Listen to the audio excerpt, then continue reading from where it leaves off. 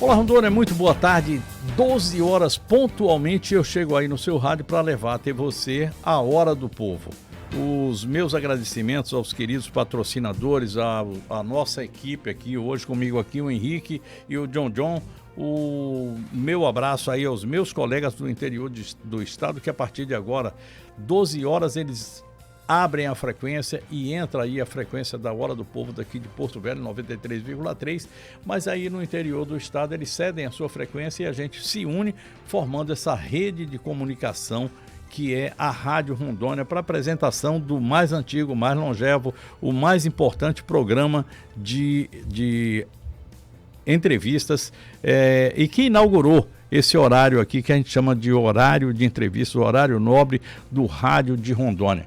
Muitíssimo boa tarde a você, meu caro ouvinte, que todos os dias se liga aí conosco, você que tem já tem a manha de ligar o radinho, que me dá carona aí quando está indo para o trabalho, voltando do trabalho, enfim, enquanto está em deslocamentos aí, você que está na BR-364, indo, ouvindo aqui de Porto Velho, é um prazer muito grande. E agora eu tenho que agradecer também a você que à tarde, noite, nos assiste aí, porque a gente está inaugurando ainda em caráter precário, mas já tocando para frente, pelo Facebook, o nosso programa. Então, aquilo que você está ouvindo aqui agora, se mais tarde você quiser dar uma olhada, saber como é que foi, se comportou, por exemplo, o candidato, se veio, se não veio aqui para dar uma entrevista, enfim, tudo aquilo que vai ocorrendo no nosso programa, você vai ter a oportunidade de ver ao vivo e em cores. 99285-4188 é o telefone para a sua participação. E os meus agradecimentos aí, eu já falei aqui dos meus amigos, meus colegas aí do interior do estado, que de Ariquemes, Ouro Preto, Guajará-Mirim, Rolim Moura, Pimenta Bueno, Presidente Médici e Cacoal se unem a partir de agora para a transmissão desse programa. Bom, hoje eu vou entrevistar aqui mais um dos candidatos a prefeito de Porto Velho. Edivaldo Rodrigues Soares é o candidato que aparece hoje. Ele é do PSC e eu estou esperando somente a chegada dele aqui. Deve estar chegando por aí agora, porque ninguém vai perder uma oportunidade dessa de ter um palanque desse tamanho de Rondônia para mostrar suas ideias, falar a respeito do seu trabalho, das suas propostas de trabalho. Mas antes de conversar com ele, antes de recebê-lo aqui, eu quero parar para a gente fazer uma reflexão, essa reflexão que a gente faz aqui todos os dias. É o momento da gente levar a nossa opinião, ouvir também de vocês aí aquilo que vocês acham, enfim, hora da nossa conversa de pé de rádio. A Hora do Povo. Opinião. Meus amigos, se eu disser que não gosto da baixaria, da intriga de bastidores, das rasteiras e das traições, ou mesmo do rififi, aquela confusão que chega às vezes quase que a troca de tapa que normalmente ocorre nas eleições, eu estaria mentindo. Esses são os ingredientes que apimentam e que dão o toque da campanha, despertando as paixões acaloradas. E eleição é isso, é antes de tudo paixão. Uma frase dita no momento certo durante um debate, ou uma gaguejada naquela hora que não pode gaguejar, e surge o meme que vai colar e ficar pregado nas costas de um candidato por muito tempo. Como não lembrar, por exemplo, daquela história do Chiquilito é Chique, que, gente, foi uma errada. Um excelente tarimbado marqueteiro colocou essa pecha aí, colocou essa frase, a frase não pegou e, moral da história, o Chiquilito perdeu a eleição e consta que muito em função disso. Quem não pode se lembrar, quem não vai se lembrar também do novato promotor Hildon Chaves detonando seu oponente com a frase: "Eu conheço um bandido em 2 minutos de conversa", matou a pau. O Expedito Júnior, citando erradamente a Bíblia como a sua fonte, quando disse: "Aqui se faz, aqui se paga", e a frase foi repelida de imediato pelo coronel Marcos Rocha, que é evangélico, e disse: essa frase não está na Bíblia. No campo das trairagens, então, essas trairagens paroquiais, as trairagens locais, o colunista, meu querido amigo Carlos Esperança, tem casos que dariam para escrever vários livros, sem contar as traições, rolos, pegações, envolvimentos extraconjugais, enfim, tem de tudo na eleição.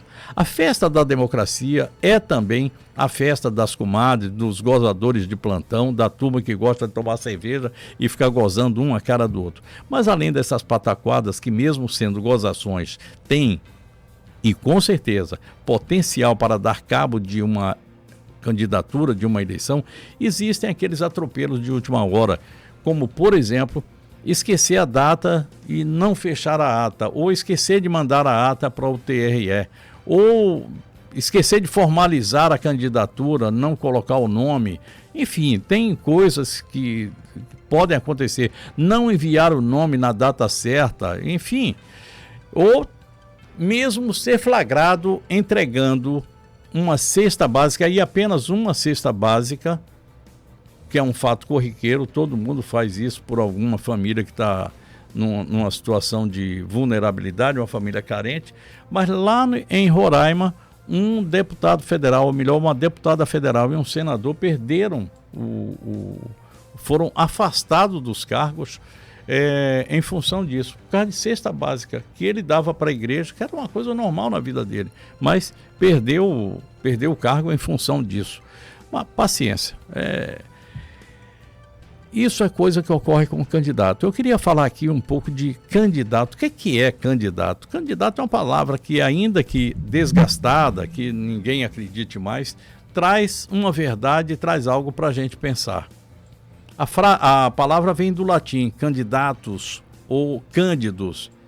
Isto é, aquele que vestido de branco, vive vestido de branco, se veste de branco e sem mancha. O branco não pode ser sujo, não, tem que ser branco mesmo.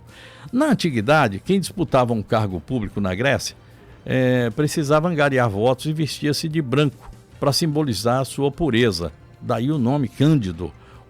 Aliás, tem uma marca de água de lavar roupa chamada Cândida, né? Tem isso também. Então, na antiguidade, quem disputava tinha que ter pureza. Hoje, a roupa pode ser de qualquer cor, mas é necessário que a vida do candidato seja ou fosse limpa e que aquilo que nem sempre ocorre. E às vezes não é somente algo que ocorre aqui numa eleição local, não. No calor da campanha, muitas denúncias ou operações são deflagradas e podem derrubar possibilidades eleitorais reais, como aconteceu agora recentemente com a prisão de 4 prefeitos. Que dois estavam no cargo tentando a reeleição e 2 estavam tentando aí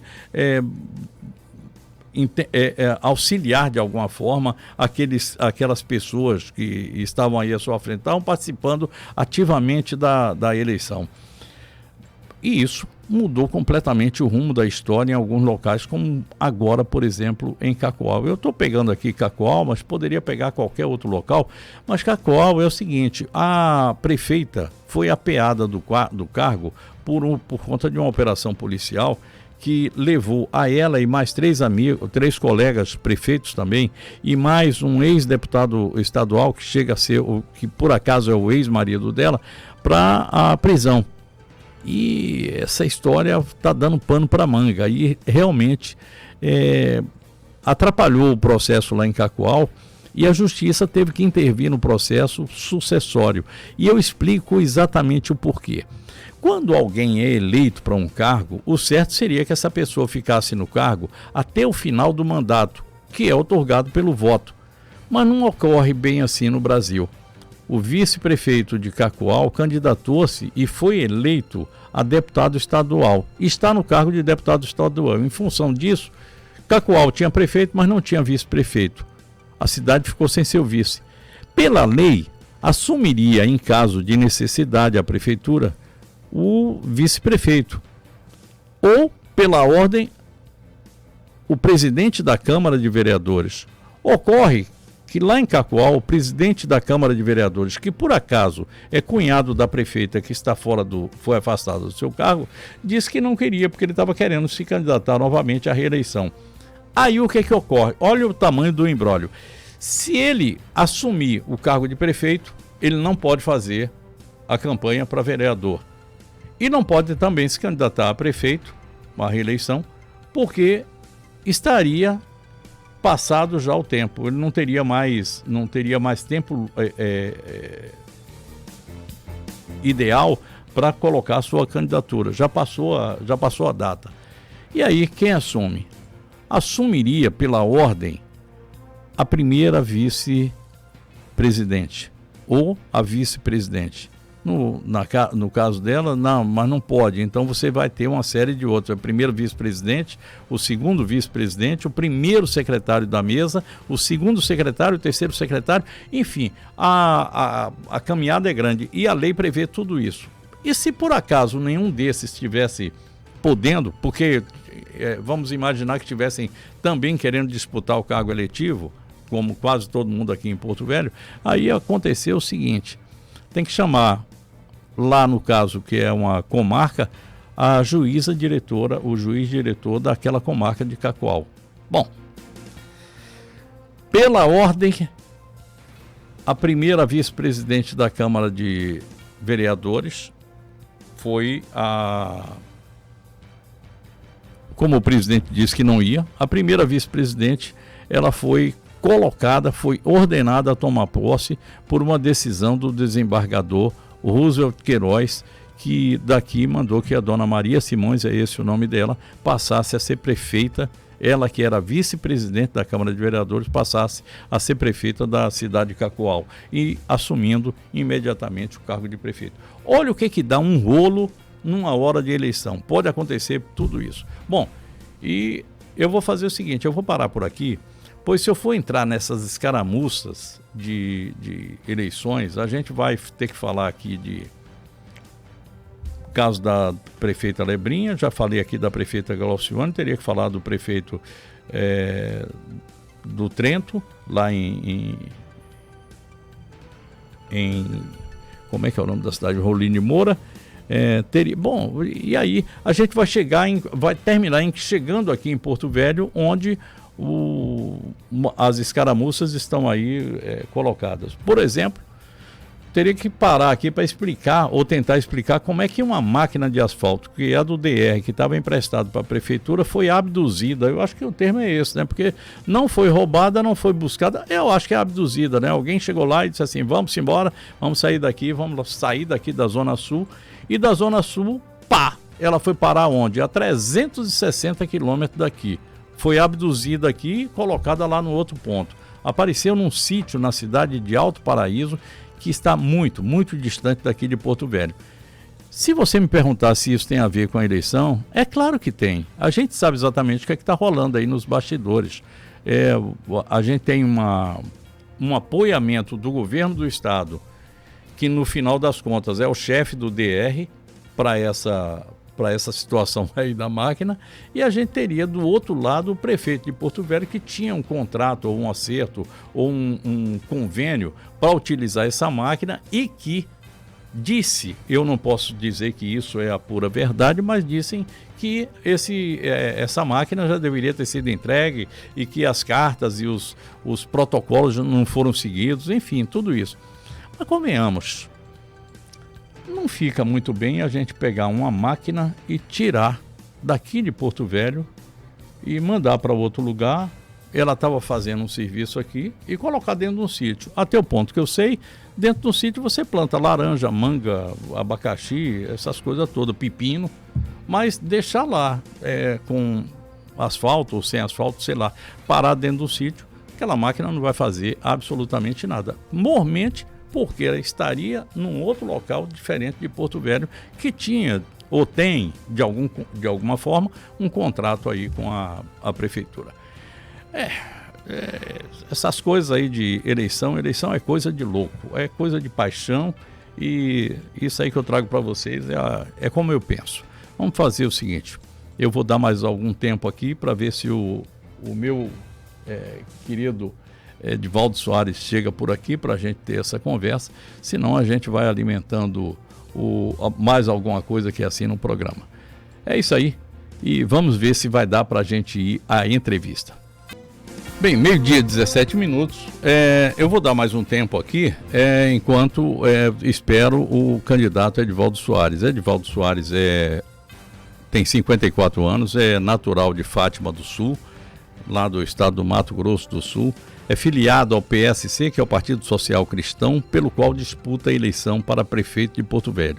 Edivaldo Soares tem uma vida inteira ligada à área de comunicação em Rondônia.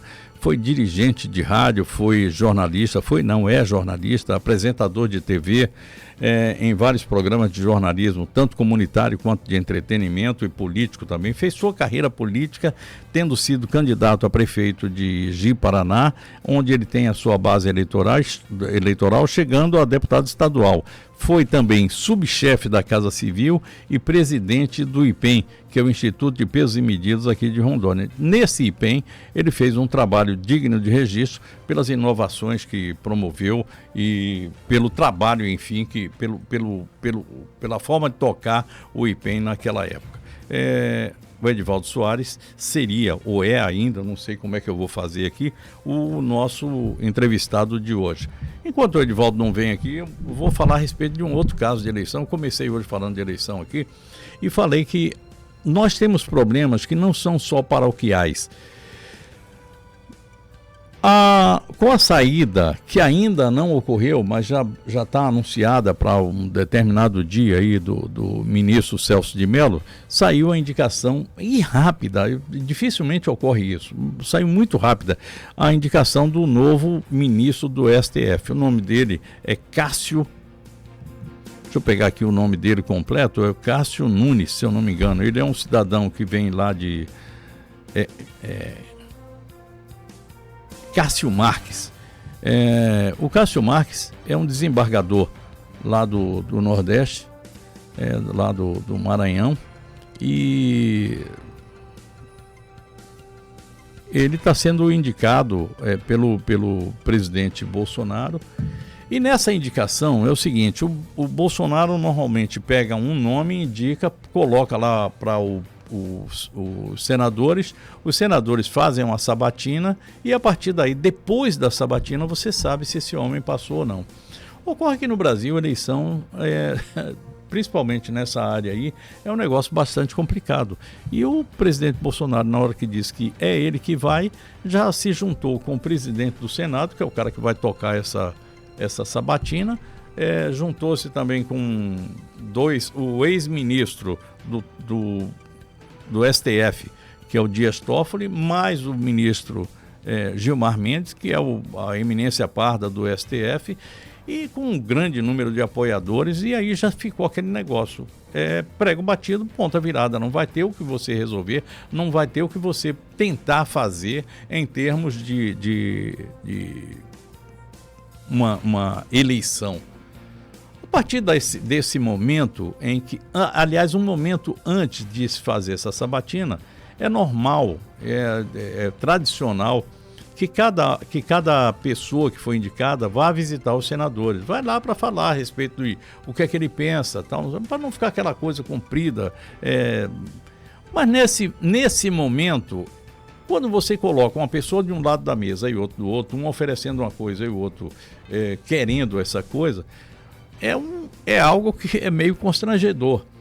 Isso é uma espécie de negócio. E que negócio você pode ter entre alguém que vai ser juiz do STF e alguém que pode ser julgado por ele? É muito estranho. Eu não sei que estilo de...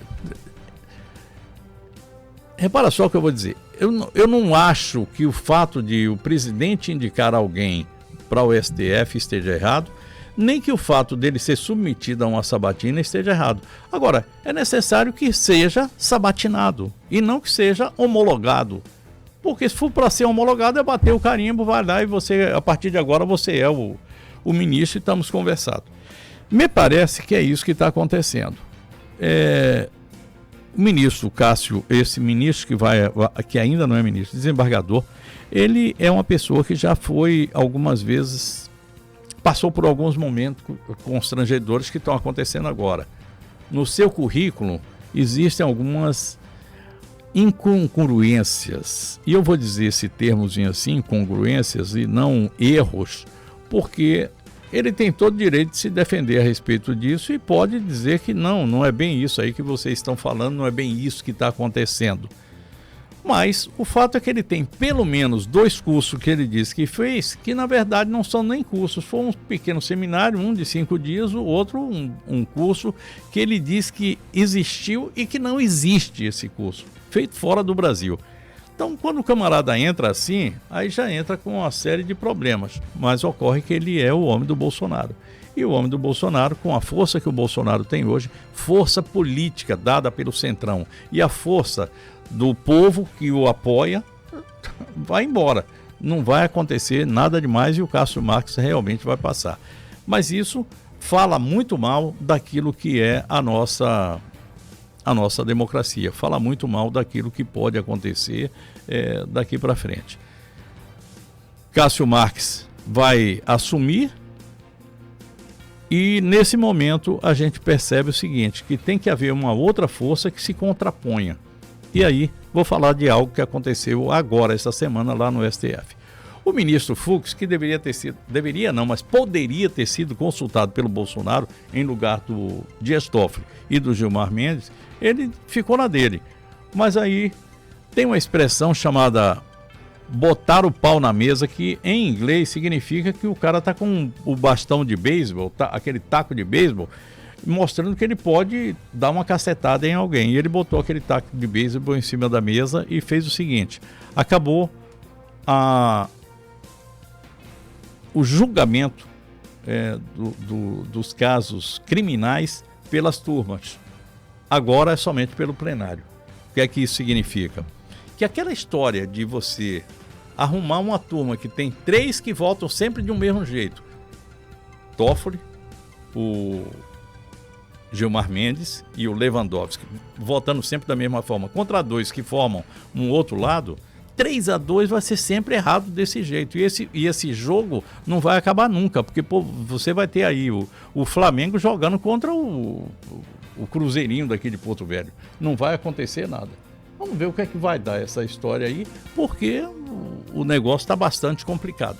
Nós estamos ao 12h24. Eu continuo aqui aguardando Edivaldo Soares, que agora está aqui conosco, e a gente já começa essa nossa entrevista. Bom, vamos ver o que é que vai dar lá agora no STF, porque o STF agora está num momento também bastante difícil. Equilibram-se as forças? Sim. Acaba a possibilidade do cara ter algum problema mais sério lá nas turmas. Vamos ver o que é que vai dar. A tentativa de se acabar com a Lava Jato ficou resolvida, mas a Lava Jato vai continuar tomando tirambaços aí à torta e à direita. Aliás, o presidente Bolsonaro disse essa semana que eu não queria acabar com a Lava Jato, eu já acabei com a Lava Jato. Então, vamos ver o que é que vai acontecer.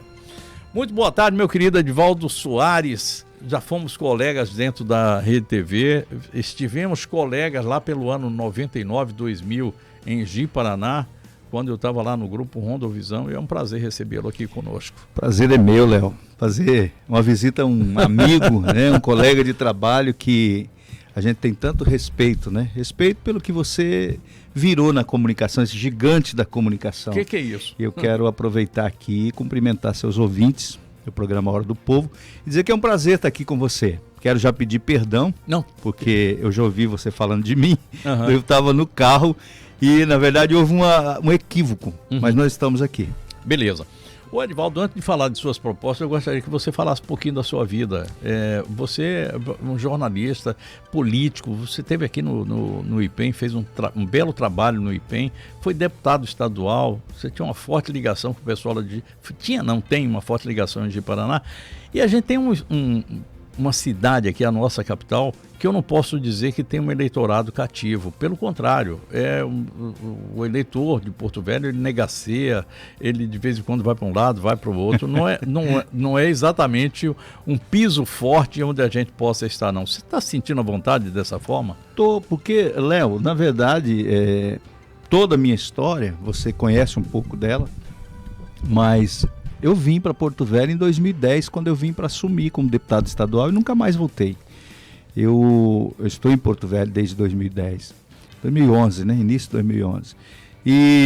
Mas a minha história, Léo, ela é uma história comum, como qualquer outro. Eu nasci na roça, me criei na roça. Lá em Fátima. Fátima do Sul, olha, sabe a minha história. Então, Fátima do Sul. E eu vim para Rondônia em 82. Eu vim para cá, meu pai me disse, meu filho, nós vamos para Rondônia. Né? Meu pai falava Rondônia. E nós viemos para cá, com o objetivo de construir alguma coisa, de ser alguém.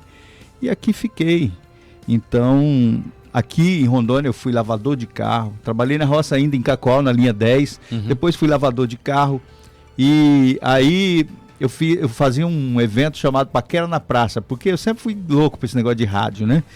E aí eu fazia um evento chamado Paquera na Praça, lendo recadinhos e tal, e um belo dia um gerente de rádio passou por lá e me convidou para fazer um teste na rádio, Clube Cidade. Eu fiz o teste, passei, ingressei na rádio. Aí o Aélcio da TV era o gerente da emissora em Pimenta Bueno, e eu era locutor. E quando o Aélcio da TV assumiu um outro cargo maior, assumindo o grupo Rondovisão, ele me deixou no lugar dele lá em Pimenta Bueno como gerente. Dali eu segui minha vida, depois vim para Ji-Paraná, trabalhando na rádio, fiz o primeiro programa de auditório na TV Globo, a TV Ji-Paraná, afiliada da Globo.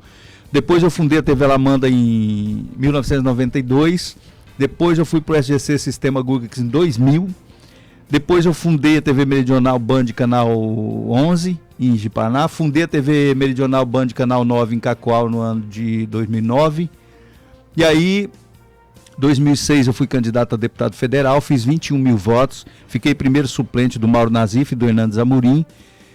E aí, quando eu fundei as TVs, eu fui candidato a prefeito de Ji-Paraná 2008, contra o Bianco.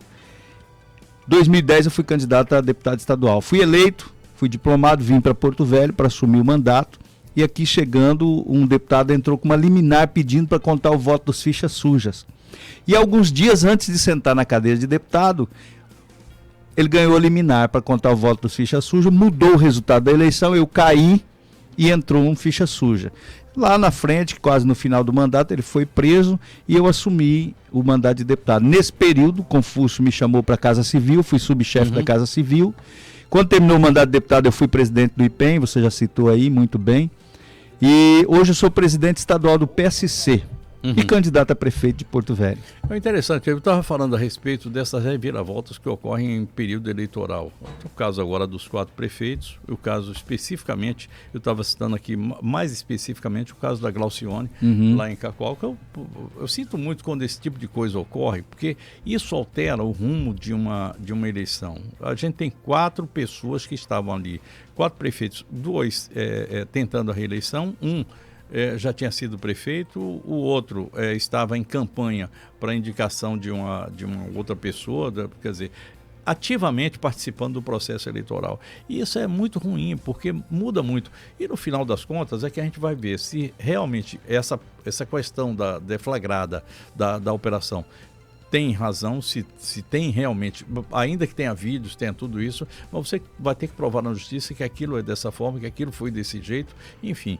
Isso é ruim para a sociedade e é ruim para todo mundo e pior para a família, né? Eu sempre, eu fico muito triste de ver um negócio desse, porque cada um deles tem filhos, né? Você vê a Glaucione, por exemplo, tem os filhos. Você imagina a cabeça de uma criança dessa na altura do campeonato. Então, é muito difícil, tá, Léo, para quem passa por isso. Com certeza. Eu estava pensando aqui, anteontem, eu estava conversando aqui, falando a respeito desse assunto, e me lembrei do Roberto Sobrinho, que está aí agora. Eu estava conversando com o Juí, que é seu oponente, que é do PT, e falando com ele a respeito do assunto.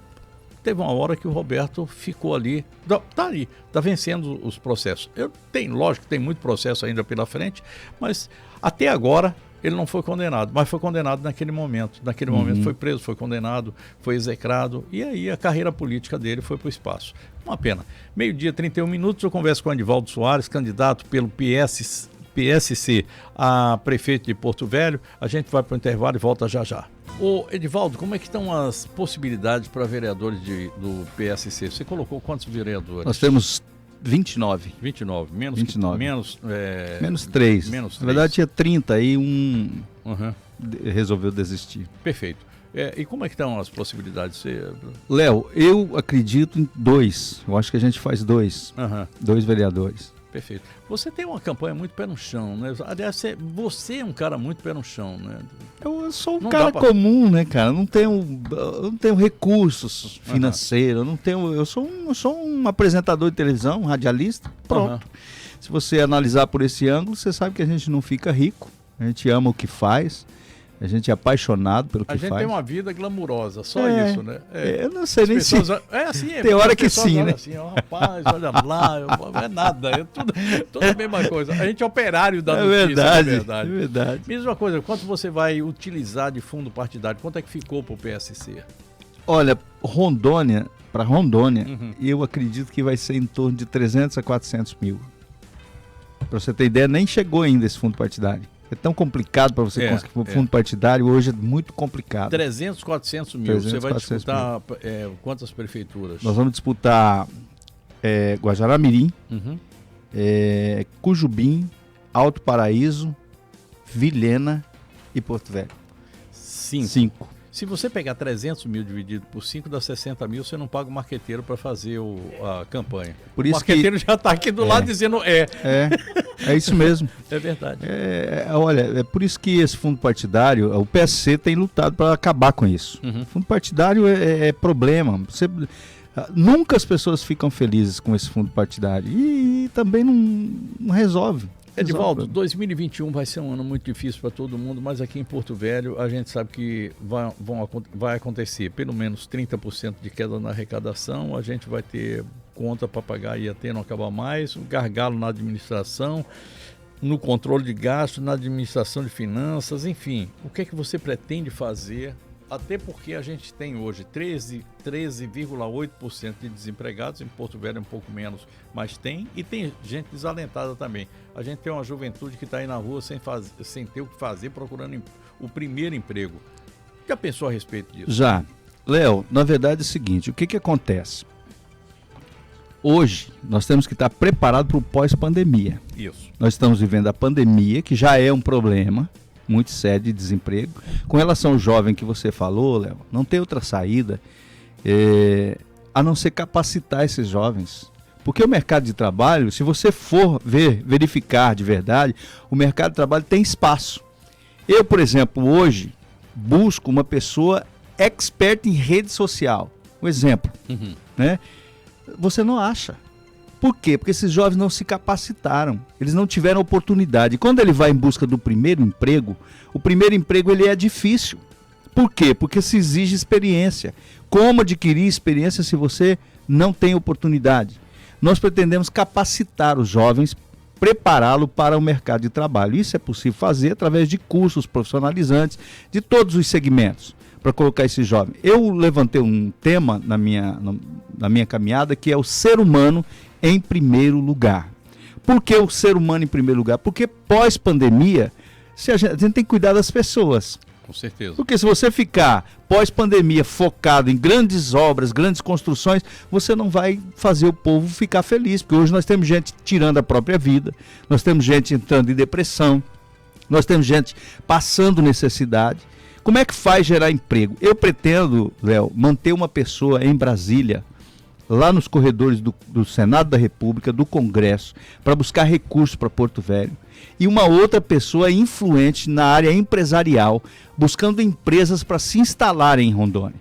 Nós temos, não é esperar a empresa vir para Rondônia, a empresa vai vir para... Não, nós vamos atrás. Nós vamos buscar, vender Rondônia para eles. Porque o que acontece? Eu me lembro muito bem de uma empresa que ia se instalar em Ji-Paraná e o empresário saiu lá do Paraná e veio para a cidade para buscar uma oportunidade. Chegou lá e não foi bem recebido, e aí Vilhena foi lá na cidade dele, ele se instalou em Vilhena.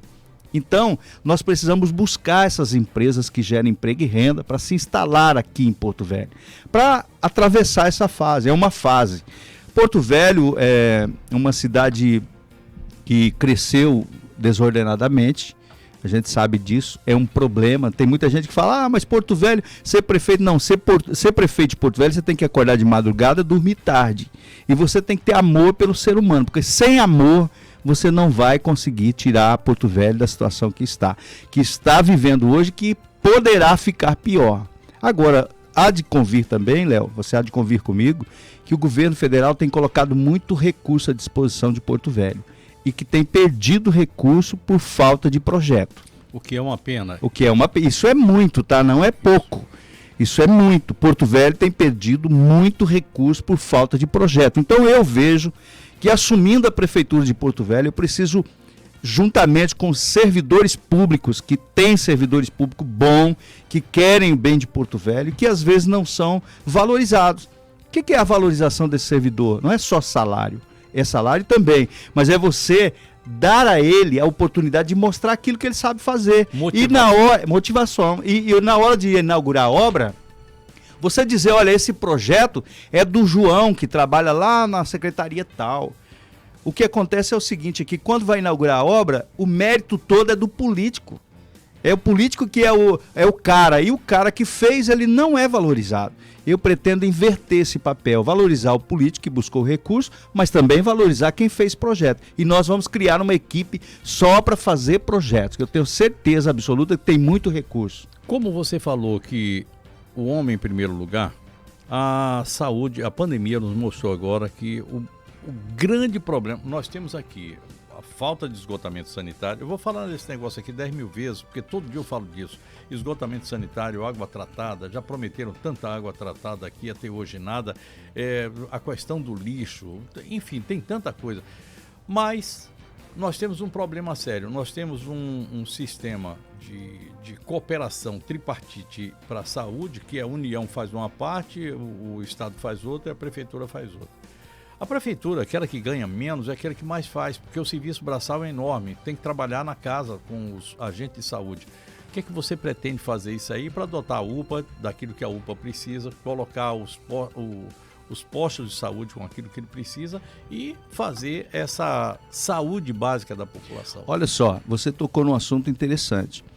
Muito embora sejam 3 entes responsáveis pela saúde, mas a saúde do município é dever da prefeitura gerir a saúde municipal. Nós não podemos viver como nós vivemos no período de pandemia. Um diz que é o outro diz que é o outro e o povo morrendo. Faltou medicamento, Léo.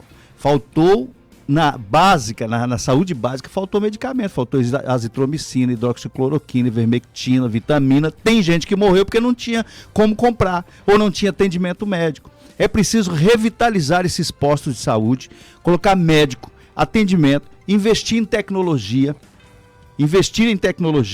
tá? É necessário que a saúde do município, ela realmente cumpra com seu papel, que é atender o cidadão, investir no programa de saúde da família, reestruturar para que ele leve saúde na casa do cidadão, no Baixo Madeira, investir no Barco Hospital para levar saúde e fazer participação com a Igreja Católica, que faz um trabalho de nutrição fantástico. É necessário. A área da saúde tem que ter um serviço braçal para recuperar, porque realmente está complicada a situação. O idoso, por exemplo, ele não recebe a saúde em casa, tem que pegar um ônibus, tem que ir de carona, tem que ir de táxi para o hospital. E existe o programa de saúde da família, para atender principalmente o idoso e também a criança. Já que falamos de idoso e criança, e quando a gente fala de criança, a gente vai logo direto para a educação. A gente não tem creche. A gente tem um Fundeb aí que, quando começar a funcionar, vai se voltar para resolver a questão da saúde das crianças, 0 a 5 anos de idade. Até lá, o que é que um prefeito pode fazer, Edivaldo? Olha só, primeiro você precisa colocar as que tem para funcionar. Se não dá para você montar creche, faz parceria com as igrejas, com as associações, com as cooperativas, para colocar creche à disposição da população, inclusive... Léo, hoje é possível você deixar seu filho na escola, ir para o seu trabalho e lá no seu trabalho você entrar no celular e ver seu filho lá bem cuidado. Estou vendo meu filho brincando aqui. Isso dá tranquilidade e dá a possibilidade da mãe e o pai aumentar a renda familiar. Então você precisa fazer parcerias. Hoje nós temos que colocar na cabeça, não é possível fazer mais nada sozinho, tudo é em parceria. Tudo que for fazer tem que ser em parceria. Eu pretendo fazer em parceria com a população, em parceria com as igrejas, com as associações, com as cooperativas. Aí a gente vai dar realmente a essas crianças aquilo que eles precisam. 12h45, eu fecho esse bloco aqui, a gente vai para o próximo bloco, que é o último, e a gente vai falar nesse bloco a respeito de agricultura e mobilidade urbana, que eu acho que são dois problemas. Quando eu falo de mobilidade urbana, eu queria que você tocasse aí, porque esses dois pontos, agricultura e mobilidade urbana, levam para um outro ponto, que é a regularização fundiária, que você conhece tão bem. Vamos lá então, já eu estou de volta. Edivaldo Soares, candidato a prefeito para Porto Velho pelo PSC, é o nosso convidado de hoje. Meio-dia, 48 minutos, no intervalo aqui, estamos eu e o Edivaldo dando risadas, lembrando das coisas tempos. do Sérgio Fraga, meu querido Sérgio Fraga. Grande Sérgio Fraga. Gente fina. Ô, Edivaldo, vamos falar de agricultura e de mobilidade urbana, e vamos aqui de lambuja colocar a regularização fundiária, que para mim é o maior problema que a Amazônia, de uma forma geral, e Rondônia em particular. Em Rondônia o percentual é muito alto, Pelo né? amor de Deus. Muito alto. Hoje você quer comprar alguma coisa, quer fazer algum empréstimo, alguma que você não consegue, não tem documento, é um problema seríssimo. Como é que você vai buscar financiamento em banco, né? Tem que buscar parcerias, tem que buscar recursos no governo federal, para poder dar a esse povo o título da terra, porque do terreno. Ô Léo, deixa eu te falar uma coisa, a agricultura do nosso município, nós temos que investir em estrada, principalmente nós temos mais de quase 7 mil quilômetros de estrada, nós temos que investir em estrada e dar ao produtor a oportunidade que ele fique na área rural. O que acontece com o jovem principalmente? Quando ele chega na idade, né, de maior, ele diz, não, papai, mamãe, fica aí, eu estou indo para a cidade. E na área rural hoje, nós temos a tecnologia que tem na cidade. A área rural tem geladeira, tem televisão, tem internet. É possível dar a esse pessoal da área rural a possibilidade deles transformarem o sítio, a pequena propriedade, numa empresa com CNPJ, gerando emprego e renda, industrializando aquilo que eles produzem. Aí quando se fala em indústria, a gente já pensa logo, Edivaldo, um frigorífico de peixe, aí vem 10 milhões na cabeça. Nada disso. Tem que fazer mini frigorífico, mini indústria, agroindústria, para atender esses produtores. Você vai atendendo de tanto em tantos produtores, para que eles industrializem o produto, se sintam valorizados. Você está acabando de falar para mim aqui sobre cooperativa também. Exatamente, né? É a parceria, tudo que eu penso é parceria. É impossível você fazer alguma coisa sem parceria. Quando você fala lá da área rural, você fala da agricultura, por exemplo, um pequeno produtor, vou dar um exemplo de um produtor amigo meu que tem aqui. Ele pegou o lote dele, dividiu em pequenos lotes, colocou pessoas para gerenciar. Ele dá semente, ele prepara a terra, a pessoa cuida, limpa, zela, colhe e pega o percentual dele. Isso virou um negócio interessante. Agora, nós podemos melhorar isso? Claro que sim, com incentivo da prefeitura, inclusive com máquinas, né, para esse produtor rural, para ele produzir, investir em aviários, em agroindústria, fazer com que essas pessoas, Léo, elas comecem a entender que é possível gerar renda na propriedade dele. Agora, é preciso dar também a possibilidade de escoar essa produção, porque não adianta. Nós tínhamos aqui um problema aqui na estrada do Belmont, por exemplo, a 9 quilômetros, eu fui 9 quilômetros, eu gastei 40 minutos em 9 quilômetros. Um absurdo, e é um local que tem o maior grupo de empresas que fatura para Rondônia milhões por ano, e daquele jeito, com a situação daquela. Perdi um caminhão naquela estrada, você acredita? Você perdeu? Perdi. É verdade. Sério? Ele tombou ali, foi. Tombou e... Mas não caiu ali no rio não, né? Porque tem um trecho ali que... Ele deitou, o buraco era tão grande que ele deitou, transportando carne. Deitou e adeus caminhão. Né? Pois é, você sabe o que eu estou falando. Aí você imagina, o cara produz lá dentro para trazer para cá, o tamanho do prejuízo que esse produtor tem para trazer o produto dele para a cidade. Mobilidade urbana. Mobilidade urbana, muito bem. Bom, primeiro, eu penso que a mobilidade urbana, nós temos um problema seríssimo também em Porto Velho. Falar sobre mobilidade urbana, primeiras calçadas de Porto Velho. Eu tenho um projeto que eu quero colocar para funcionar uma fábrica de bloquete. Fábrica de bloquete. O que o bloquete usa o quê? Cimento e areia. Parceria com quem? Com os apenados, com os socioeducadores, fabricar esse bloquete. A Endu pode fazer isso, né? Pode fabricar esse bloquete e doar para a população para fazer calçadas. E exigir, evidentemente, a calçada nivelada, que dê possibilidade de acessibilidade. Outra coisa, nós precisamos Porto Velho, e aí eu estou falando de algo muito simbólico, porque é necessário fazer um estudo. Não adianta eu falar, eu vou chegar lá, vou fazer isso. Não, tem que se fazer um estudo de trânsito de Porto Velho. A gente sabe daquilo que é normal que você vê, por exemplo, corredores para ônibus. Temos que ver quais são as avenidas que é possível fazer corredor, como existe na 7 de setembro, né, e colocar esses corredores para fluir o trânsito. Investir em sinalização. Léo, hoje em Porto Velho você vai sair aí por esses bairros, você quer achar uma rua, coisa mais difícil que tem, não tem placa nas ruas. Você não consegue encontrar placas. E aí a sinalização, os semáforos, você tem que investir maciçamente na sinalização da cidade. Agora, tudo isso só dá para fazer diante de um estudo, para melhorar essa mobilidade. Bom, questão da regularização fundiária urbana. Regularização fundiária urbana tem que buscar uma parceria com o governo federal, né? E existe parcerias, né, através da SES, a secretaria que já fez isso aqui em Porto Velho, para poder regularizar esses terrenos. Agora você sabe, Léo, Porto Velho, eu tenho até dito o seguinte, a pessoa que diz eu vou assumir Porto Velho e vou resolver o problema, ele está mentindo. Porto Velho não se resolve com menos de 25 anos.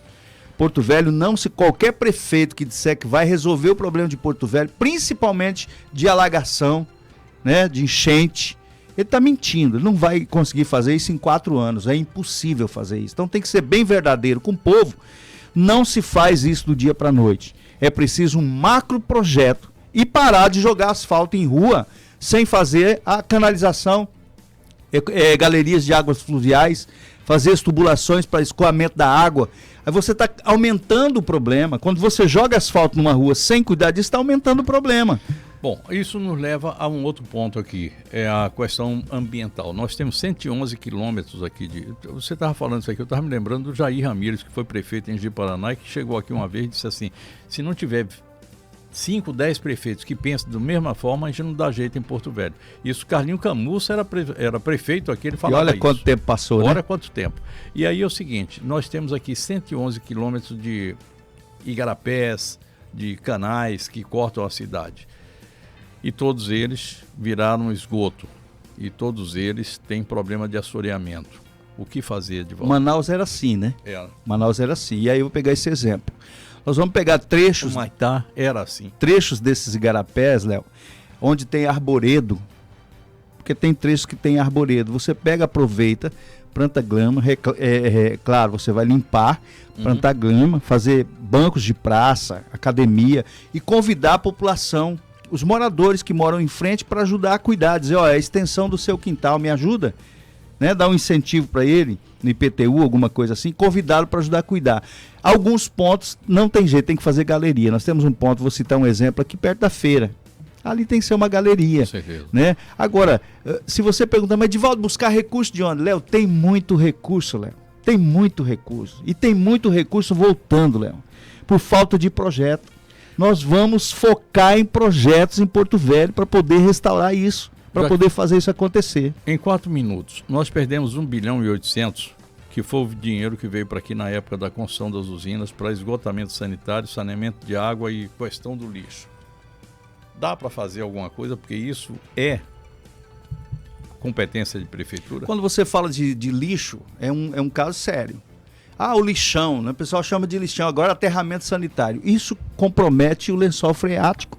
Não existe mais isso. Existe tecnologia para você fazer a coleta do lixo seletivo e montar, na verdade, uma mini cidade para industrializar esse lixo. Separando, pegando adubo orgânico, fazendo lixo com adubo orgânico, separando e gerar emprego e renda para as pessoas, né?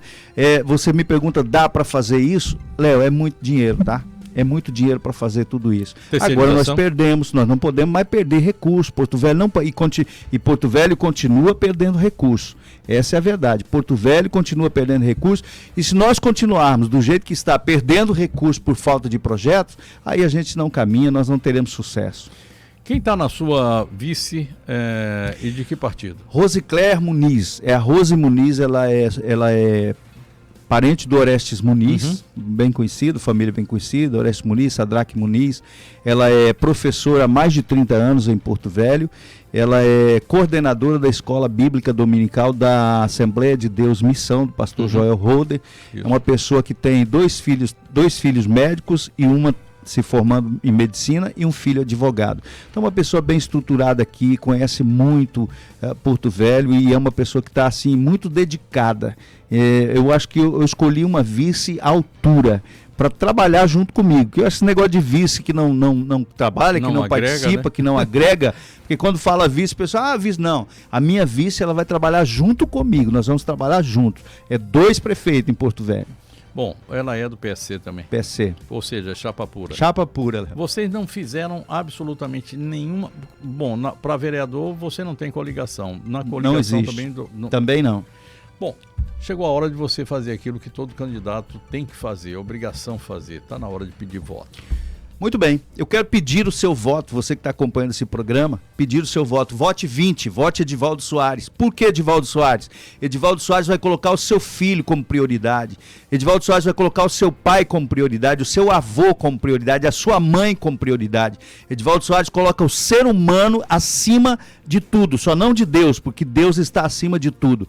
Agora o ser humano tem que ser priorizado, tem que ser valorizado e eu peço o seu voto. Vote Edivaldo Soares, número 20. PSC, Partido Social Cristão. Deus na frente, nós vamos vencer. O ser humano em primeiro lugar. Obrigado, Edivaldo. Foi um prazer recebê-lo aqui. Deus abençoe, Léo Ladeia. Muito obrigado pela oportunidade. Eu abençoe também que sua caminhada seja profícua, que você possa fazer uma ótima campanha. Eu sei que você é um homem que tem o pé no chão. Faça isso, continue. Eu desejo que, trazendo cada um dos candidatos aqui, a gente faz aquilo que deve fazer, uma concessão de serviço público, que é levar até a população o melhor conhecimento. Conhecendo cada candidato, você pode qualificar melhor o seu voto. E a gente quer que você tenha, sim, um voto qualificado. Porto Velho merece ter um bom prefeito. É isso que a gente quer. Obrigado, Edivaldo. Obrigado a você, meu caro ouvinte. 13 horas em ponto. Desejo a todos um ótimo, produtivo e abençoado final de semana. Segunda-feira, se for assim a vontade de Deus, ao meio-dia, eu estarei aqui para mais A Hora do Povo. Fiquem com Deus. Muito boa tarde. Tchau, tchau.